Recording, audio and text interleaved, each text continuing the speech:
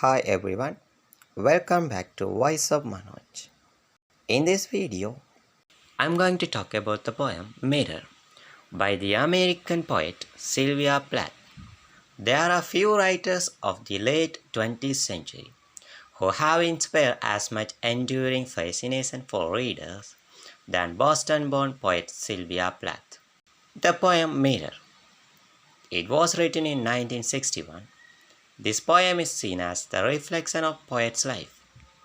Various figures of speech like personification, metaphor, simile have been used in the poem.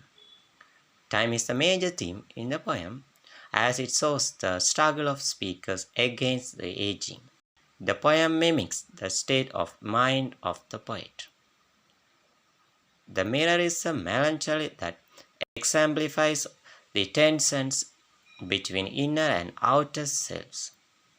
With respect to a woman's sadness of losing her beauty.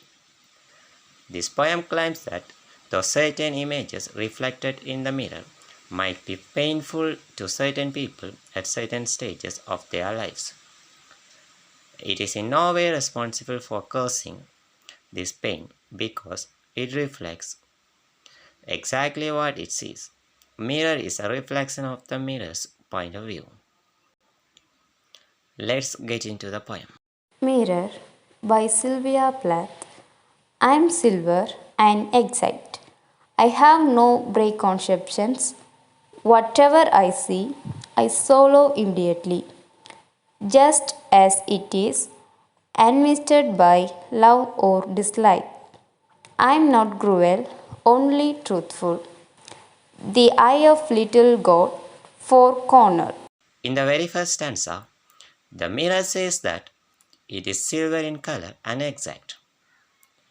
It is precise and reflects everything that appears in front of it, as it is.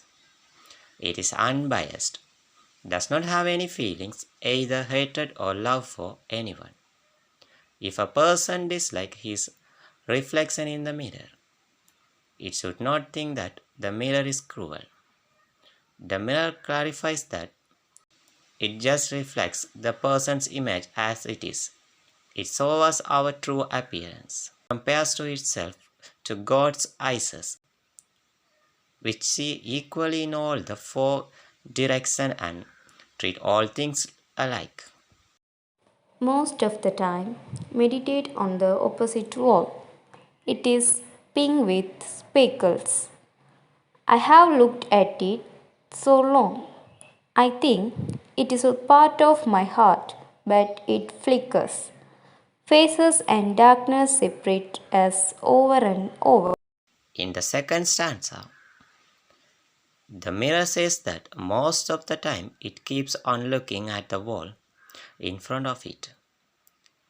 It looks at it keenly and so it can make out the tiny pink spots on it, which means that the mirror is so precise that it can find out the meanest flaws in anything that appears in front of it. The mirror says that it has been looking at the opposite wall over such a long period of time that it seems to the mirror that the wall is a part of it. The mirror says that these feelings of the mirror, that the opposite wall is a part of itself, gets interrupted whenever a face or a darkness comes in between them. When a person stands in front of the mirror, the opposite wall is no longer reflected in it, and it does not remain a part of the mirror. Similarly, in darkness, no images are seen on the mirror's surface, and so the opposite wall does not remain a part of the mirror. Now I am a lake. A woman bends over me, searching my reaches for what she really is. Then she turns to those layers, the candles or the moon. I see her back and reflect it faithfully. She rewards me with tears and an agitation of candor. In this stanza, The mirror compares itself to a lake. Not only quiet lake's surface reflects everything, but it has depth also. A woman looks at herself in a lake to ascertain her physical appearance and beauty. The mirror shows her exact appearance and spot marks or signs of aging. The mirror says that the moon and the candles which praise a woman's beauty are liars.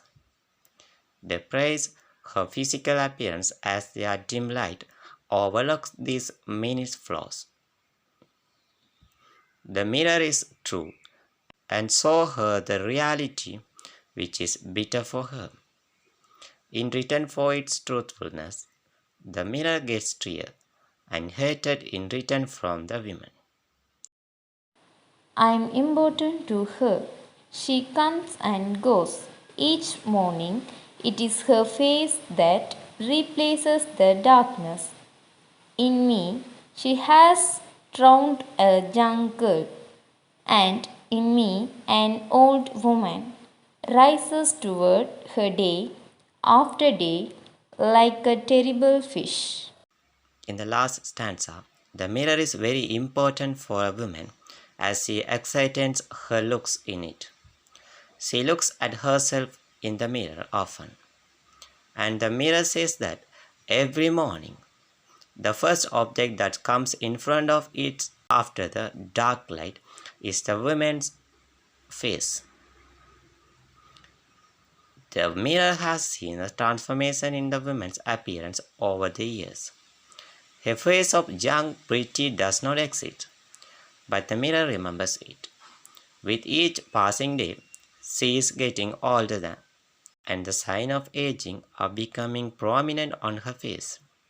Her future appearance of an old, ugly woman gets closer to her, and it seems to be there is the mirror because one day, when she will look at herself in the mirror, she will see her transformed old face rather than the beautiful young face. The mirror compares a woman's aged face to the face, as both are ugly and no one wants to look at them. The writer has used personification and metaphor in the poem. The speaker is not a person, but personified mirror throughout the poem.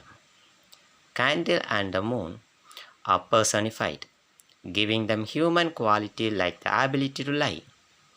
The words shallow, see, and look are used metaphor for reflecting and personifies the mirror. Unmisted is used metaphor for unchanged. This drowning and rising is used as metaphor, with a young girl drowning and old woman rising, and it seems most likely that the water is metaphor for time or age. The old woman rise up like a terrible fish, which is simile. Thank you.